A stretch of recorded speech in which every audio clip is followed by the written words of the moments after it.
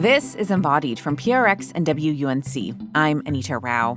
Let's talk about sweat. We spend billions of dollars trying to combat it, even though our bodies can't survive without it. It is the most efficient way of cooling down in the animal kingdom, and humans have 2 to 5 million sweat glands that exist to help us cool down. That's pretty amazing. Today, a science journalist makes her case for why sweat is a biological superpower and digs into how it's become so reviled. Plus, what it's like to live in a body that sweats far more than it needs to.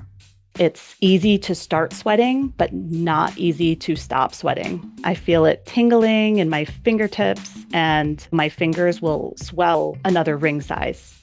I could be dry to dripping in 60 seconds. The science of sweat and the stigma we can't shake. Just ahead on Embodied. Hey, Anita here, host of Embodied, a show that helps you better understand the under-discussed aspects of the human experience. Every week, I interview people who are unafraid to question what we think we know about identity, relationships, and health. And this show is funded by public radio station WUNC. Last year, federal funding for public media was eliminated. That was an immediate loss of $800,000 a year for our station. Listener support, your support, is essential now more than ever. If this show is important to you, visit WUNC.org now to make your gift. And thanks. We are in summer, y'all. And for me in North Carolina, that means wading through sticky heat and humidity pretty much 24/7. So I'm only wearing clothes that can breathe, which means the fabric has got to be cotton or linen. And that brings me to Quince. Quince specializes in these fabrics. They've got high-quality essentials that you can wear in the heat and still seamlessly transition from morning meetings to dinner. And it's not just apparel. Quince also brings that same everyday elevation to a whole range of things, from hotel-quality bedding and bath to kitchen staples, essentials, and thoughtfully designed furniture. Plus, accessories. I've been trying out a Quince belt bag that I love taking out on walks. It can fit my phone, keys, hand sanitizer, and a roll of dog poop bags.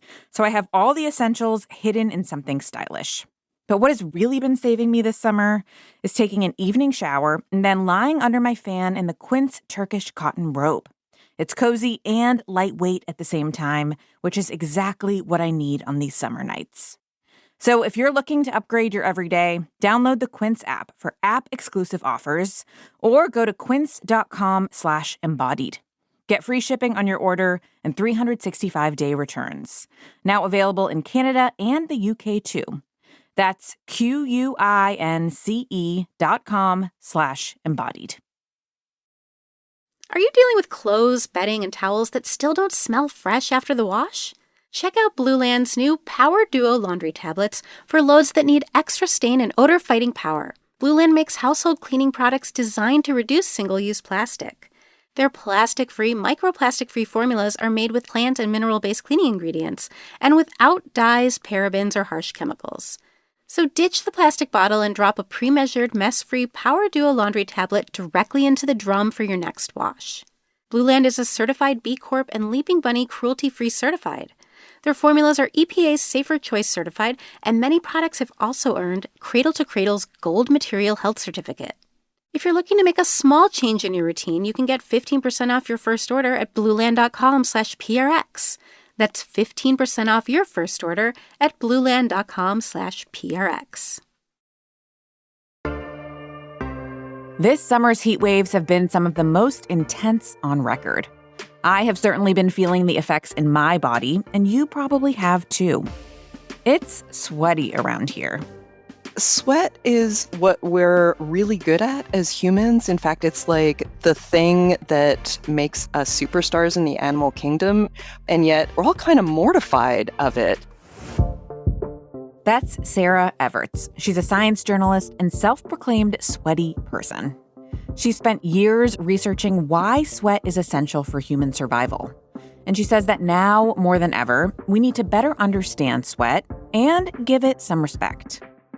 We're only going to get a little bit or a lot more sweaty as temperatures climb, we might as well get to know this thing that makes us better than all other animals in the world at cooling down and perhaps find a little solace in all that sweating that we do. This is Embodied, our show about identity, relationships, and health. I'm Anita Rao.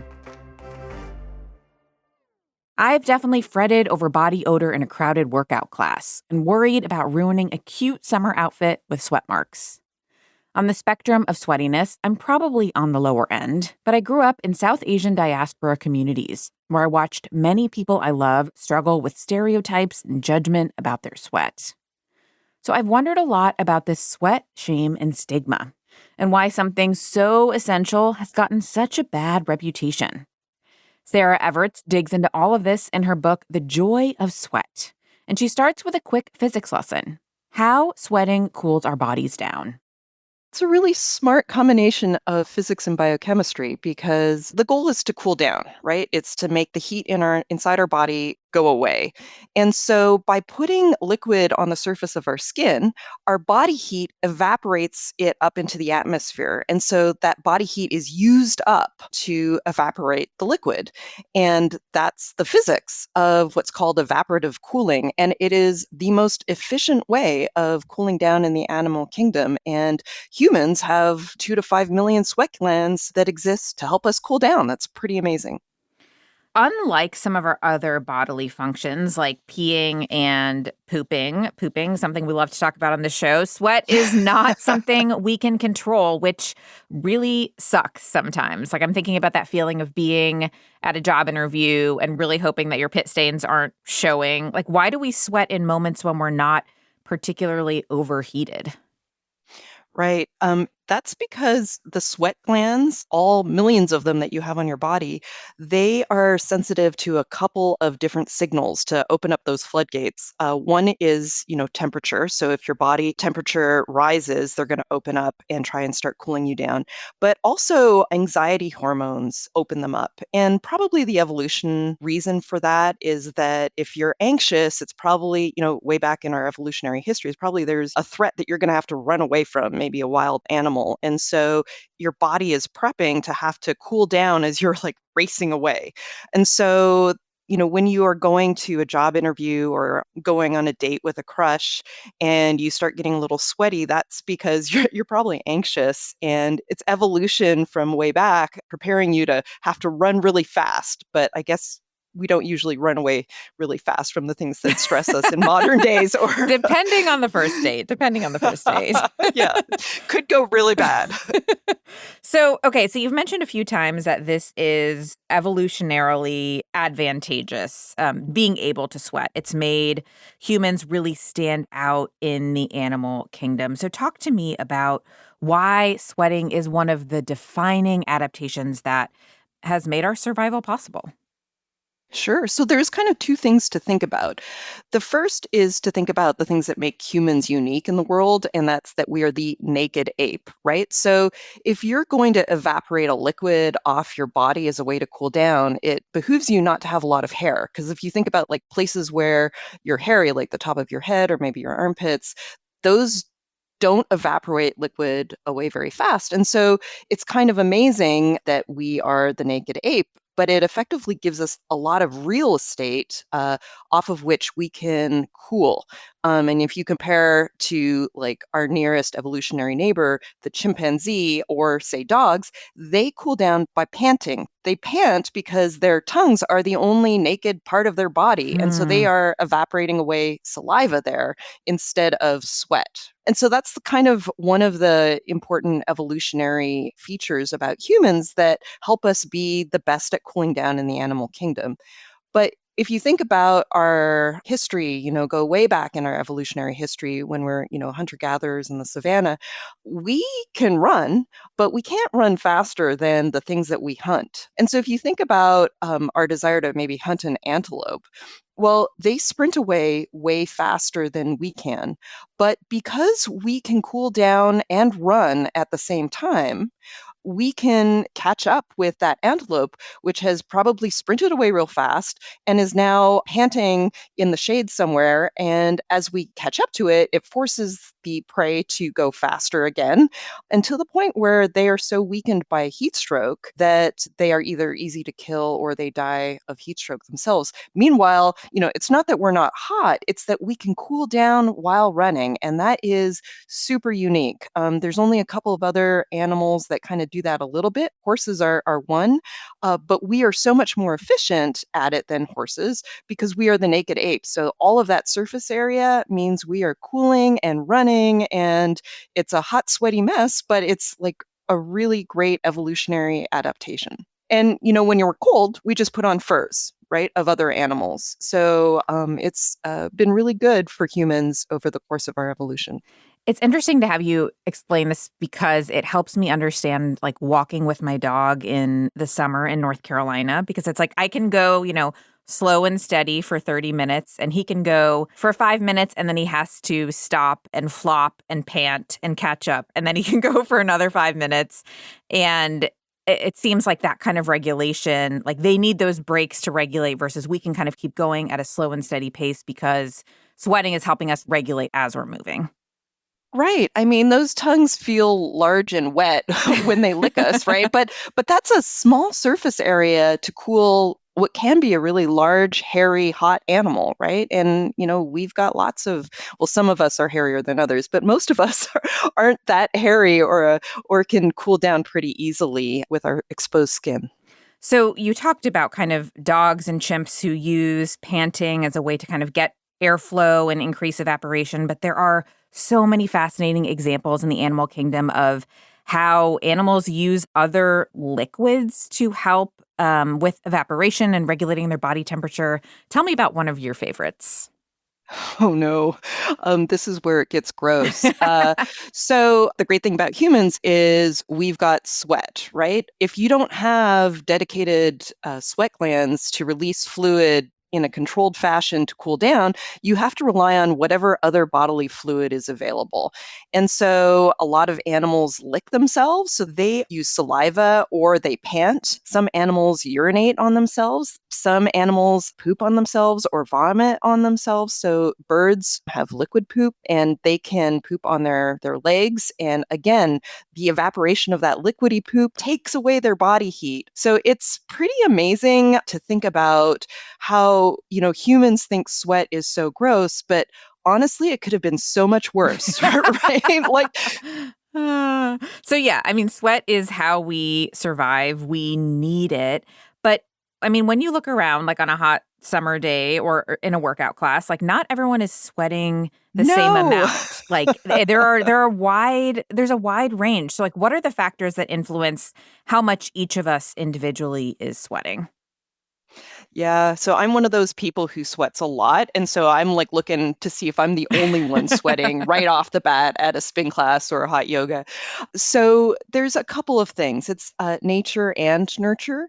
Genetically, we have a diversity of numbers of sweat glands, so like between 2 and 5 million. So that's going to be dependent on your genetics. Then there's like flow rates. Like your sweat glands can open up and they can just a little tiny trickle come out, or a huge amount can come out. And then last but not least, there's like the closing signal when your body gets the message that, okay, there's enough liquid out there. We're probably under control in terms of like not overheating. You can stop sweating.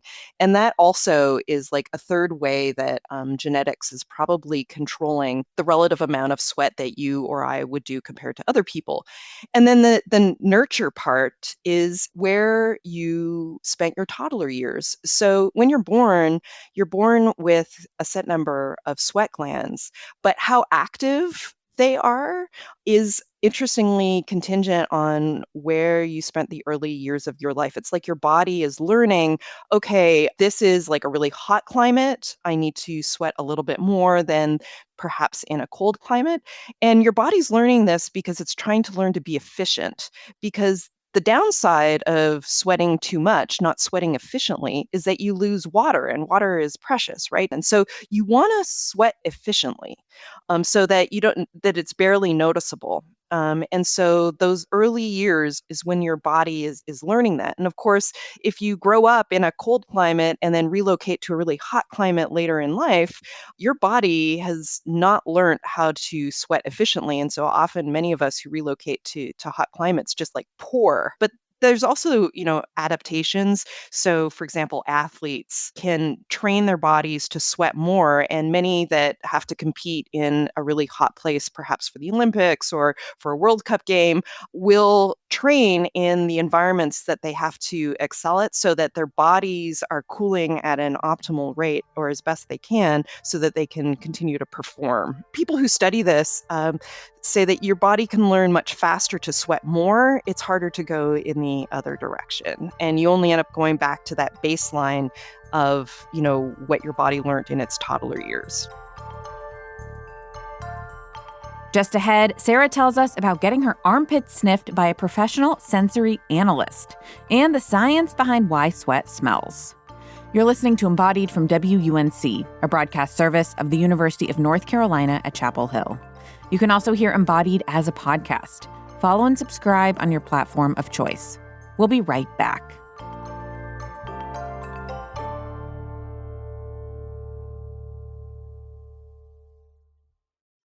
This is Embodied. I'm Anita Rao.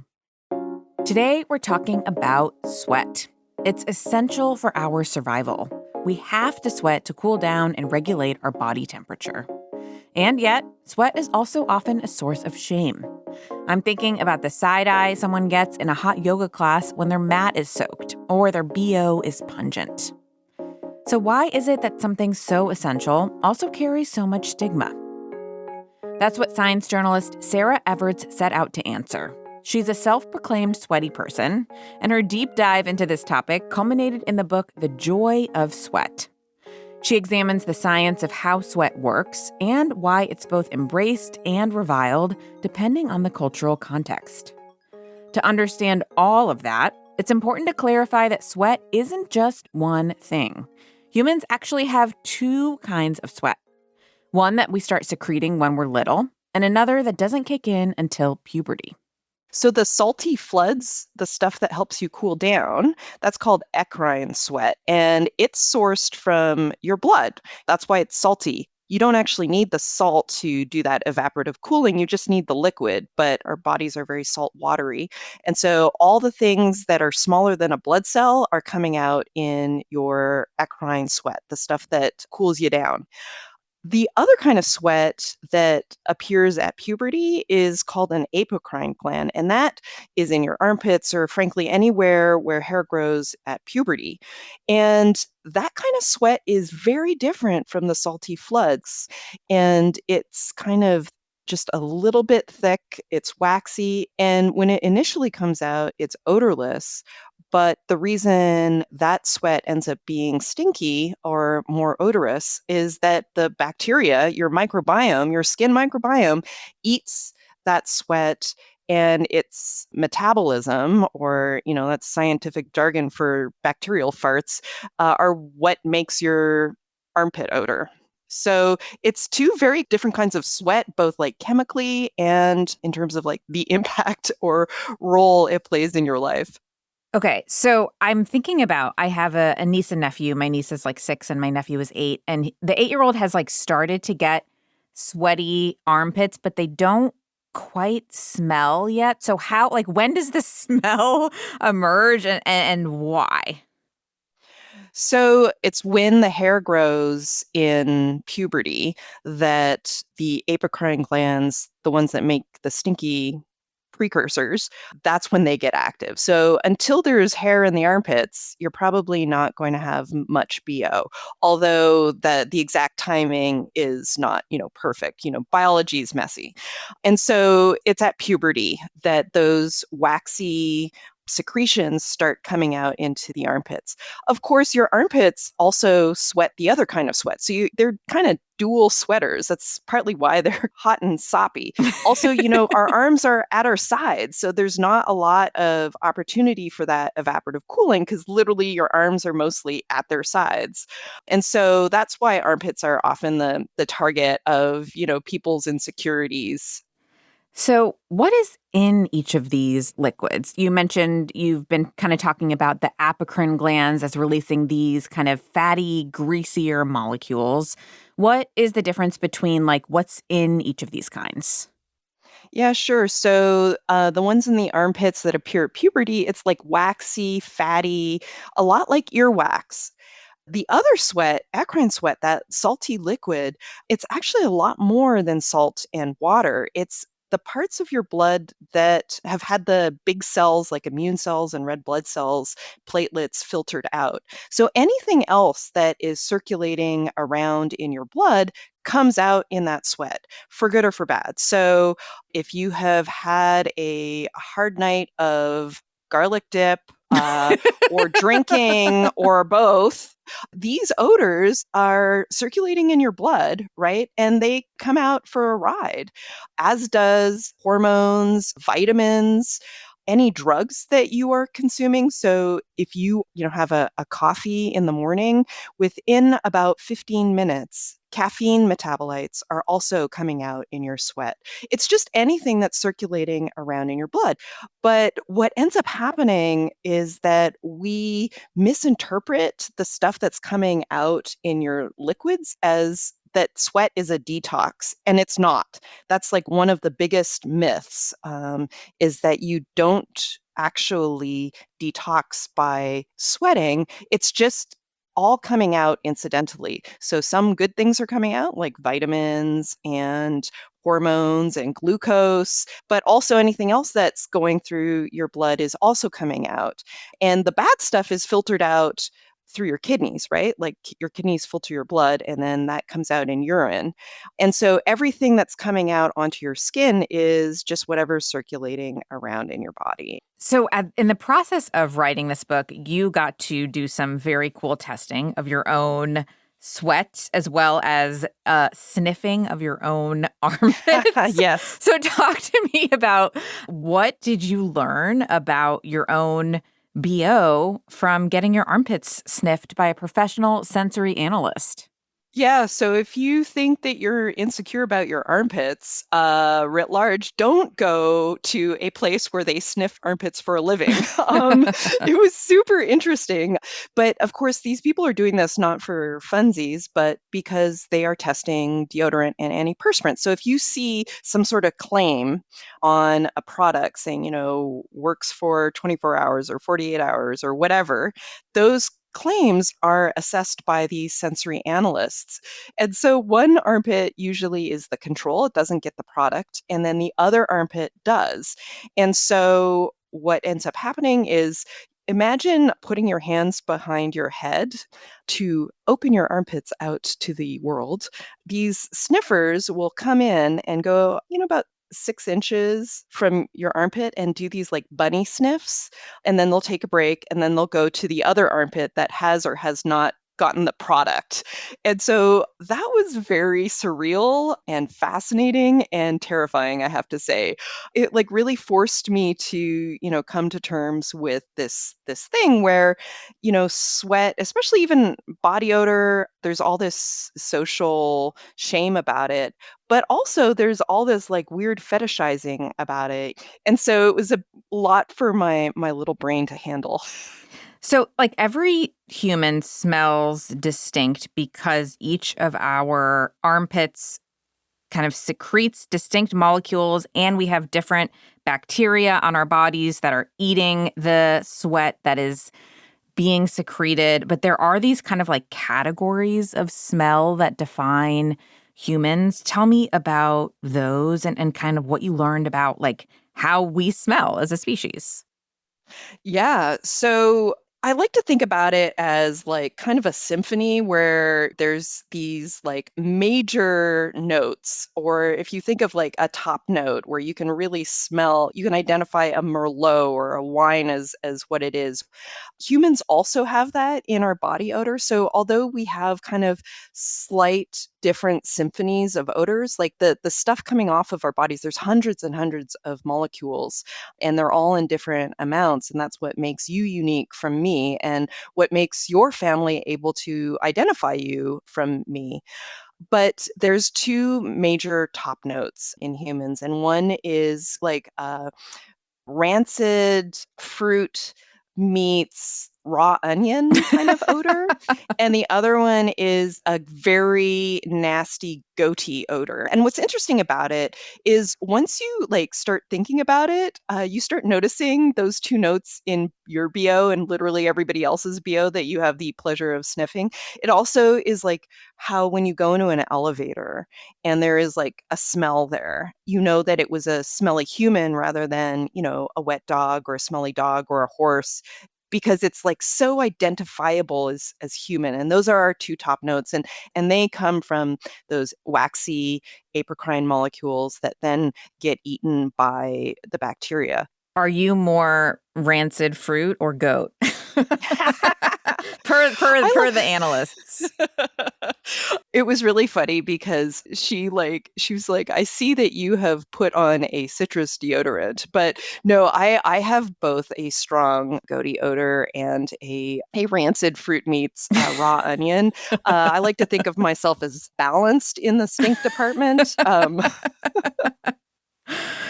One thing I loved about your book is like just kind of what we can learn about humans from their sweat. And you've mentioned that like a lot comes out when we secrete sweat, that it's not detoxifying, whatever saunas may want us to think. Like it's not a way to release toxins, but it is information. And there's kind of more and more science being done to analyze like what our sweat could illuminate. Tell me a little bit about that and like what the potential things are that we can learn about people from testing their sweat.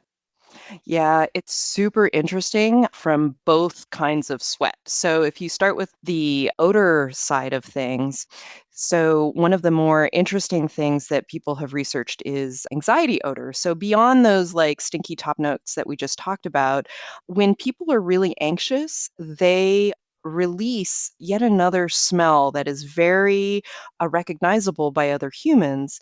So much so that, like, when researchers, I love these kind of experiments. They're the T-shirt experiments, and so they get a group of people and they give them T-shirts, and then in one case, in one very notable experiment, they had the people watch a nature documentary. I think it was of Yellowstone National Park, and then they had the other group watch a scary movie, and then they collect the T-shirts and they bring them to people who don't know those individuals, and they asked them to sniff the T-shirts, and people who were strangers could like identify the T-shirts of people who were anxious. And so Whoa. it's a really interesting characteristic that definitely people have also thought about exploiting, because if you could figure out what it was in that odor that makes people anxious, that would be a very potent psychological weapon. So that's like one really interesting thing that we are learning about what is coming out of our sweat and how it kind of impacts other people. Another one is people are looking at people who become fast friends and finding that their body odor is often more similar Hmm. than to random people on a street. And so there's like lots of really cool things on the odor side, but there's also really interesting things on that, like the liquid sweat part, the stuff that we shed every day on our yoga mats or actually in our fingerprints. So when we are sweating, and we're always sweating, usually our body is just doing it really efficiently so that we don't look wet and soggy. And so when you leave a fingerprint behind, for example, that fingerprint is mostly a sweat print. And so from sweat prints or from fingerprints, people are like lifting up those fingerprints, and instead of looking at them forensically for, the whirls and swirls, they're actually looking at the chemicals left behind, because you remember that sweat is just the liquidy parts of our blood. And so you can tell if, that in that fingerprint, that person was doing drugs or is on drugs. And so that could be both like super useful in a forensic sense. There's a woman at Sheffield University named Simona Francesi who is working with police in England to analyze these fingerprints. And they lifted up a fingerprint off a windowsill of a woman who was being stalked and found that the stalker had been drinking both alcohol and doing cocaine just from one fingerprint. Wow. So yeah, so there's like lots to uncover. So, I mean, you've kind of done a great job of establishing like what sweat is doing for us, why it is essential for our survival. So, I want to understand more about the stigma and why it has gotten so stigmatized. And there is some fascinating stuff in kind of cultural history about this that you dug into. When did you first encounter evidence of humans stressing about sweat? Oh, I think the fact that we have been using soap Mm-hmm. and perfume for millennia, I think is a really interesting evidence that we were trying to control the way our bodies smelled. But my favorite example of how anxious we were is some advice that the Roman poet Catullus said to his friend Rufus thousands of years ago. So he writes this letter, and the letter says, I have it right here. Wonder not, Rufus, why none of the opposite sex wishes to place her dainty thighs beneath you, not even if you undermine her virtue with gifts of choice silk or the enticement of a pellucid gem. You are being hurt by an ugly rumor that asserts that beneath your armpits dwells a ferocious goat. This they fear, and no wonder, for it's a right rank beast that no pretty girl will go to bed with. So, either get rid of this painful affront to the nostrils or cease to wonder why the ladies flee. So, I mean, I think that's evidence that we've been like anxious about our body odor for a very long time, but that kind of got supersized at the turn of the century, of last century. So historically, kind of most of the angst about sweat came from concerns about odor, but for most of human history, the response was bathe, use perfume, and that was a different culture to culture. But then in 1888, the first trademark deodorant was launched. Not long after that, the first trademarked antiperspirant. And when these products first came on the market, tell me about how people reacted.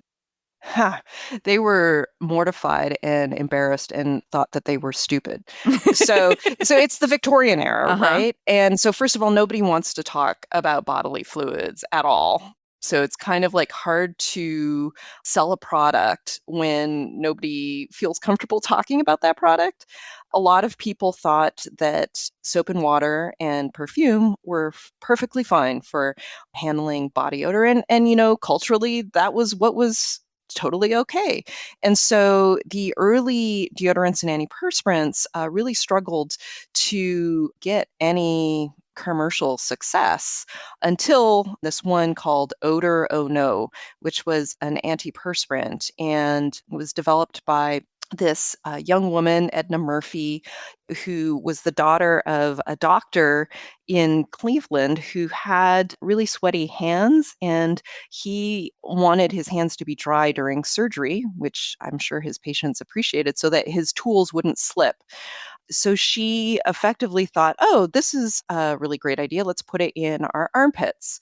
And she hired J. Walter Thompson, which was an advertising company, to take over the portfolio. And initially, the strategy was to present perspiration as a medical condition in need of curing. Hmm. And, that worked a little bit, right? But it only had vast, amazing commercial success when the copywriter came up with something that's now known universally as whisper copy and is used in many other places and industries. And effectively, the idea was that it wasn't enough to present sweat as a medical condition in need of curing. It was important to present it as something that was going to cause social exclusion.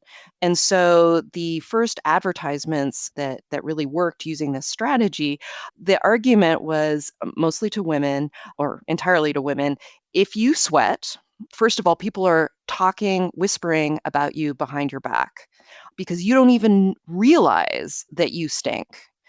Number one. So, oh my God, people are talking behind my back. Second problem, it's going to prevent you from finding a husband. Mm-hmm. And believe it or not, the advertisement that first launched this strategy was in Ladies' Home Journal. So many people were deeply offended by it. It was like she thinks she's having like the best possible time, but oh my God, she doesn't realize she stinks to high heaven. I'm paraphrasing.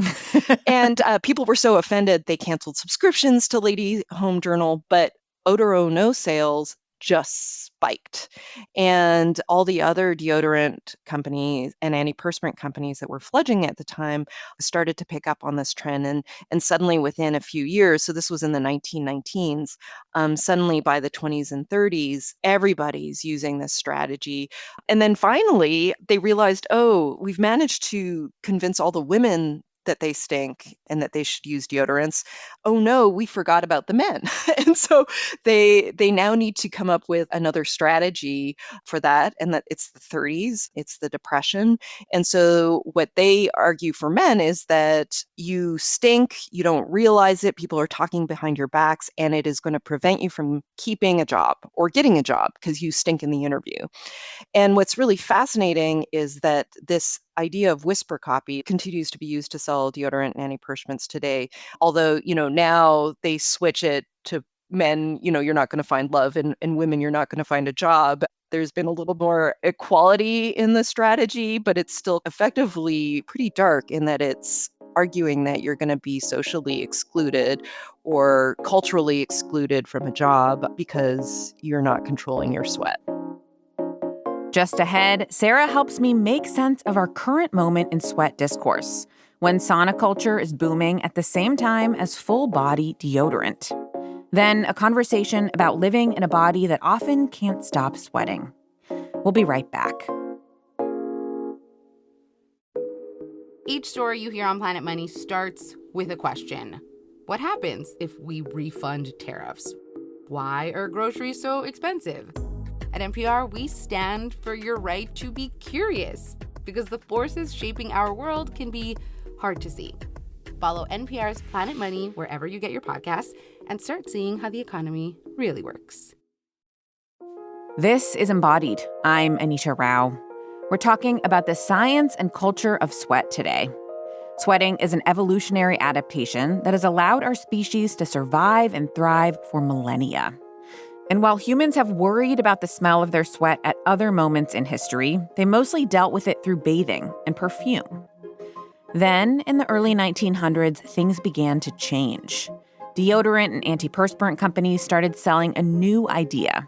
If you don't control your sweat, there will be consequences, socially, professionally, and romantically. Science journalist Sarah Everts compiles some of that history in The Joy of Sweat. It's a book about why we sweat and how we became so ashamed of something our bodies need for survival. Her book led me to reflect on the cultural moment we're in today and the conflicting messages we get about our sweat. Frankly, I find it fascinating and absurd, right? Like, we are paying a lot of money for gym memberships where if we don't sweat, we feel like we haven't gotten our money's worth. And then the moment that we finish sweating in max capacity, we take a shower and then we apply these deodorants to then control our sweating. Right. So it's like, I think we truly have like a very unhealthy relationship with our own sweat. And I wear these products too. I want to fit in too. But I think that like, it feels like it's all very extreme. I also think that all these companies that are selling deodorants and antiperspirants, they've done a good job at getting most people to wear their products. And so now they have to like find better ways to sell it. And so instead of focusing on the armpits, they're like the whole body. Let's, now it's so that you can like buy more of our product. First of all, we do need to sweat, folks, to stay cool. One. Two, your loved ones like how you smell, right? Like, the nape of your neck. We all have subtle scents that are identifiable. And effectively, it's just trying to completely eradicate your unique identity. Then there's the issue of like, so deodorants are antiseptics and they work in your armpit to kill the bacteria that would eat your sweat and make you stinky. Whereas antiperspirants like plug the actual holes to cut off the sweat that those bacteria would eat, right? And so if you're putting those products over your entire body, you're effectively applying antiseptic, if it's a deodorant, to your whole body, killing all the microbes on your body, which strikes me as a really terrible idea since our microbiome is good for fighting off the pathogens who are trying to attack us through our skin. It's your first line of defense, so you don't want to kill those things. So to me, the whole body deodorants are just like a money grab to get us to use up more of our products faster so it improves the bottom line. I want to close where we started, which was talking about why we need a perspiration pep talk given the realities of our changing climate. I talked a lot about your book as I was reading it to my partner, who's an environmental scientist, and he was kind of alerting me to the layer of the conversation that there are places around the world that are already becoming uninhabitable for humans because it is too humid for us to sweat, to evaporate enough to bring down our body temperatures. And this is a reality that we are already facing. So I'm curious how you think kind of the conditions of our changing planet will affect how we talk about and think about sweat. Yeah, well, I hope it adds a dose of reality, right? There's these like hard ceilings on what humans can survive that is really scary because this physical characteristic that has made us superstar coolers in the animal kingdom allowed us to live on all parts of the world. I feel it's really important to like accept or even celebrate sweat as the last line of defense against these really terrible changing climate temperatures and conditions. So there's that. I also think that we're seeing a body positivity movement where there's this idea that we should be more accepting of bodies writ large. And I just wish that sweat would also be included in that just because it is such an important last line of defense for climate change. That was Sarah Everts, science journalist and author of The Joy of Sweat. You can learn more about her and find a link to her book at our website, embodiedwunc.org. Sarah made the case that sweat deserves acceptance, even celebration, as it's the thing that will keep us alive as our planet heats up. But acceptance can be harder to come by if your body can't figure out when to stop sweating, which happens with the medical condition hyperhidrosis. So hyperhidrosis is defined as excessive, uncontrollable sweating. It can manifest in many different parts of your body. In my body in particular, I suffer from palmar and plantar hyperhidrosis. This is excessive sweating of hands and of feet. That's Caryn Toriaga. Since she was a little kid, her body has produced far more sweat than it actually needs to cool down.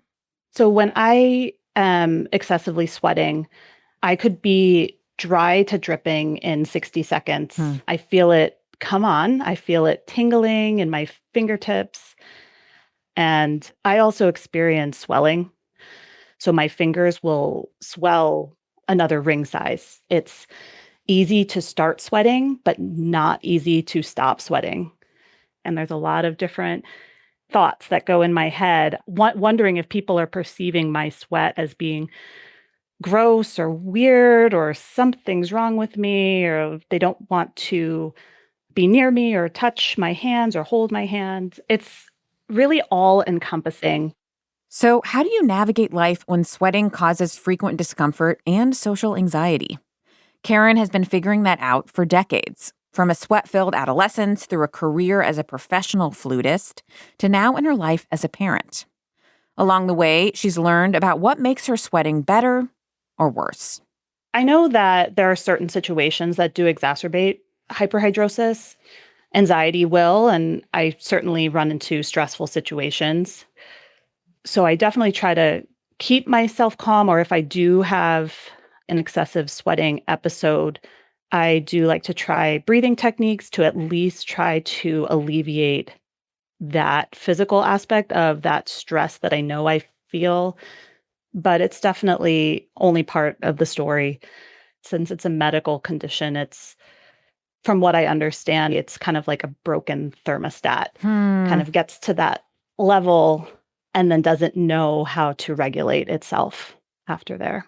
How did you cope with it as a kid and young adult? Like, what were your coping strategies, both like physically and emotionally? Childhood was really challenging.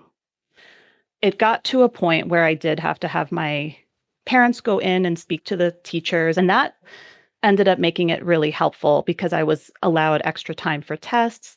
I was allowed to sit in the back of the class and write with like a paper towel under my hand because when I was writing, especially with pencil, and you have hyperhidrosis, it won't even mark the page Oh, because it's wow. so damp. Yeah, so they gave me additional like I could take the test in pen, allowing me extra bathroom breaks because I would need to like physically remove myself from the room, calm down, run my hands under cold water, which did help. I wanted to be really discreet about it. But yeah, it was challenging. So you kind of moved through your life, even once you had the language and the diagnosis. There's not a very clear treatment path. There are some treatments for hyperhidrosis and some that work. And I know that you did eventually find one that worked for a period of time in college. Tell me about that medication and how that shifted things for you, having something that did help control the symptoms for a little while. So when I went off to college, I worked with a dermatologist who was familiar with hyperhidrosis and prescribed glycopyrrolate. It was an oral medication taken daily. I've heard that it's often given to patients with ulcers. It's supposed to kind of like dry things up inside your body. And this was a miracle drug for me for 4 years. I went through all of college with great success on the medication. I was able to play my flute. I was a flute performance major and was able to meet my husband, had not even a thought in my head of fear of holding his hand. I didn't feel like I even had to tell him that I had hyperhidrosis. I want to ask you more about playing the flute because when I think about that instrument, I mean, out of any, I played the violin for a period, Mm. and like that's one where you do need to have, like dexterity and in your fingers and holding the instrument. But the flute, even more so, I think of as like you need so much finger control and you're always holding. How did hyperhidrosis shape how you built a career playing the flute? Because then you went on to play it professionally. So hyperhidrosis has always impacted my flute playing. Granted, I had that lovely 4 years in college when it was pretty good, but playing the flute with hyperhidrosis can be challenging, especially with the swelling of my fingers. I remember my body temperature and the sweating getting so heightened that I would actually practice in a bathtub filled with cold water while playing just to kind of keep my body temperature regulated. But then, yeah, as I'm performing, and especially I did perform several times solo as a soloist in front of an orchestra. So all eyes on me, and my sweat is dripping down my wrist to my elbow to the floor. I mean, every time I just had to let it be and let the sweat go. And such a mental game because you're like getting your notes, but I'm also trying to suppress the fear of people seeing my sweat. So you are kind of figuring out this way of managing in real time to kind of continue doing the thing you love, but also like doing it in a way that feels sustainable. I know you tried a couple of other treatments. There's this kind of really interesting like electrical current treatment that temporarily blocks the sweat. But none of these were really anything that you could do in a really long-term way. So I'm curious, like, did you reach a turning point where you decided to stop trying treatment? And like, what was that like? Or is that kind of an ongoing consideration? I think it's an ongoing consideration. The iontophoresis was great, but it took a lot of time, a lot of setup. Then you would become immune to it and you would have to like take a break and then do the whole setup again. My current environment right now, I work in the nonprofit sector, but I am able to work remote from my own home. So I'm able to control my environment. I have the AC, a fan, towels. I'm able to take breaks. I don't see people in person. I don't have to worry about shaking hands. So I decided that I was doing okay with having that as the majority of my day-to-day life. Now, I do still have uncomfortable situations outside of work, but I do think that if I was doing another job in person, I would absolutely be looking for more treatments. So you do have 2 sons. The oldest one is 6, I believe. Yes. I'm curious about what it's been like to parent with this, and if your sons have noticed it, if this is something that you all have talked about. So with my 2 kids, we do talk about sweat a lot. They do see it in me. But we talk about hyperhidrosis, especially my older one. He does know it by name now. My younger one just kind of knows that mommy has really sweaty hands. But we definitely approach it with positivity. We say that I'm still your mom. I'm still the same person. I just sweat a little bit more and I can still do so many things. And if there's something I struggle with, I'm going to adapt it and figure it out. And, I do hope that with speaking about sweat positivity with my kids, I hope that they're never quick to judge a person. If they see something that's not quite the same as them or something that they've never seen before, I hope that they can really relate to it and ask, how can they help? You use the term sweat positivity, and I'm curious about how that term has felt for you. Like, do you feel like you are in a place of sweat positivity? Has that been a journey, or is that more like what you're trying to manifest as you look toward your kids and pass that along? I feel like I'm trying to manifest sweat positivity in my kids. Mm-hmm. For me, I want to be sweat positive. I think for me, it's just that other aspect of being afraid to tell people. Yeah. And so, yeah, it's very challenging. It's tricky. And I always go back and forth because I'm so excited to bring awareness about hyperhidrosis, yet I won't tell my closest friends that I have it. So it's finding that balance of sweat positivity, yes, but also the courage. So I think we're getting there.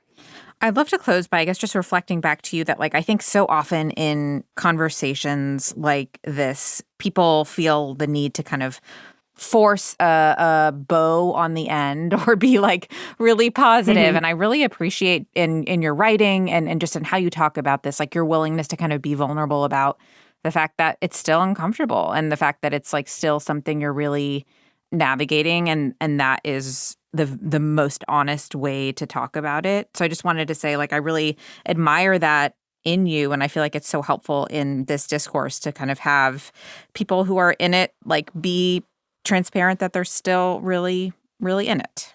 Yeah, thank you. I agree. I think I'll be navigating it for the rest of my life. I think because there is no one cure, no one treatment, and also everyone who has hyperhidrosis kind of reacts differently to all the different treatments too. So I think that it's a lifelong journey. And at times, I do have that courage to talk more about it and spread the awareness. And then at other times, I might not. And I think that's okay.